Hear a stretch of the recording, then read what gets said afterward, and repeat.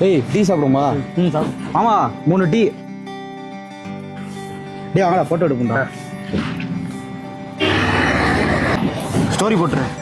சரி ஸ்டோரி போடுறதெல்லாம் இருக்கட்டும். இப்ப குடிக்க போற டீக்கு யார் காசு தர போய்? யார் காசு தரமோ இல்லையோ கண்டிப்பா இவன் தர மாட்டான்டா.